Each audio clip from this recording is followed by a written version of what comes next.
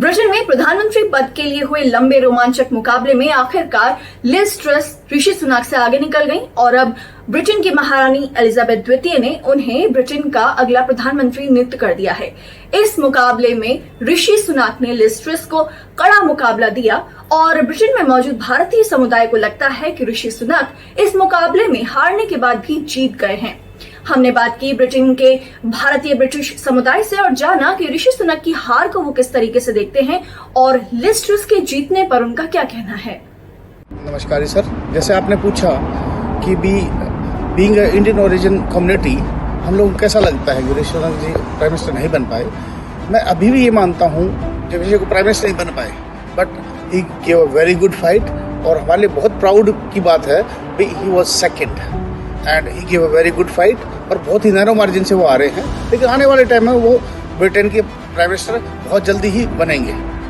बाकी being a Indian community representative here, we feel very proud that he has achieved this and somebody will take it forward. ये race शुरू हुई थी 8-10 candidates के साथ, कम होते होते आखिर में फाइनल 2 में ऋषि सुनक का आना ये बताता है कि इंडियंस इस कंट्री में प्रोग्रेस पे हैं, ना कि सिर्फ बिजनेस में, पॉलिटिक्स में भी आगे हैं। ऋषि सुनक ने बहुत अच्छा किया, हम उम्मीद कर रहे थे वो जीतते, लेकिन नहीं जीते। उसके बावजूद उन्होंने अपना नाम स्थापित किया, ये दिखाया कि वो प्राइम मिनिस्टर लेवल के कैंडिडेट हैं।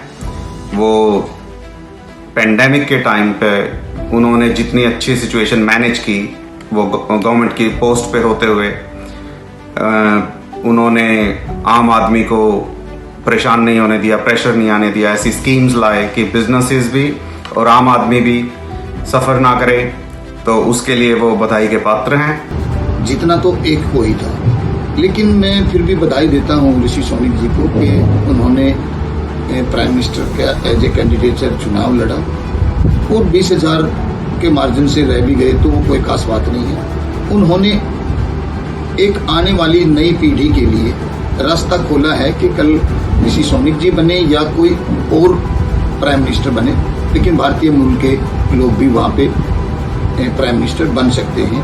ऐसी एक उम्मीद इंडियन डायस्पोरा में जागी है। ब्रिटेन की जो सोसाइटी है वो बहुत ही टॉलरेटेबल सोसाइटी है। इतना मजबूत लोकतंत्र है कि प्राइम मिनिस्टर को एक छोटी सी गलती के कारण रिजाइन करना पड़ा। बहुत ही एथिकल सोसाइटी है। हिंदुस्तान को भी, क्योंकि हिंदुस्तान एक बहुत बड़ा लोकतंत्र है, दुनिया का सबसे बड़ा लोकतंत्र हम उसको कहते हैं, तो हिंदुस्तान में भी ऐसा ही होना चाहिए।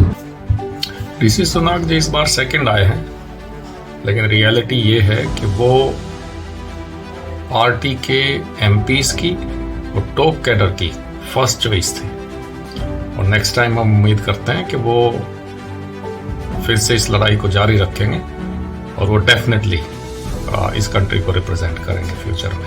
ये हमें उम्मीद है और उन पर भरोसा भी है। अगर ऋषि सुनक यूके के प्रधानमंत्री बनते तो यूके और इंडिया दोनों के लिए ये एक बहुत अच्छा होता। ऐसे समय में जबकि यूके चाहता है कि इंडिया के साथ अच्छे रिलेशन हो, ऋषि सुनक एक ब्रिज का काम कर सकते थे। ये एक अच्छी अपॉर्चुनिटी थी जो कि शायद यूके ने मिस कर दी और ऋषि सुनक प्रधानमंत्री नहीं बन पाए। पूरे कैंपेन के दौरान ऋषि सुनक की पत्नी अक्षता का डोमिसाइल स्टेटस और टैक्स पेमेंट एक बहुत बड़ा मुद्दा रहा। हालांकि अक्षता यूके और इंडिया के कानून का पालन करते हुए टैक्स पेमेंट कर रही हैं और डोमिसाइल स्टेटस रखना उनकी अपनी चॉइस है। ऋषि सुनक ने 42.6% कंजर्वेटिव वोट पाया है, अराउंड 60,000, जो दर्शाता है कि यूके अपने कॉलोनियल टाइम से बहुत आगे आ गया है। हालांकि मेरा मानना है कि यूके अभी भी अपने बाराक मूवमेंट तक नहीं पहुंचा है और शायद उसको वक्त लगेगा उस स्तर तक पहुंचने में जहां पे कि वो एक ऋषि सुनक को एक प्रधानमंत्री के रूप में चूज कर पाए। ये मेरा ओपिनियन है। एलईसी के प्रधानमंत्री ना बन पाने पर मैं थोड़ा सा निराश हूँ, क्योंकि मुझे लगता है कि वो इस पद के लिए ज़्यादा योग्य और प्रतिबद्ध थे। उन्होंने ज़मीन पर काम किया है और आम जनता से उनका काफ़ी अच्छा टच रहा है। लिज और बोरिस जॉनसन में मुझे कुछ ज़्यादा अंतर नहीं लगता है, तो धरातल पर कुछ भी चेंज नहीं होने वाला है, ऐसा मेरा विचार है। मुझे लगता है कि लिज की तुलना में सुनक ज़्यादा अच्छे से महंगाई और वैश्विक मुद्दों पर लड़ सकते थे और आम जनता की आवाज़ को धरातल पर ला सकते थे। सो मैं थोड़ा सा निराश हूँ।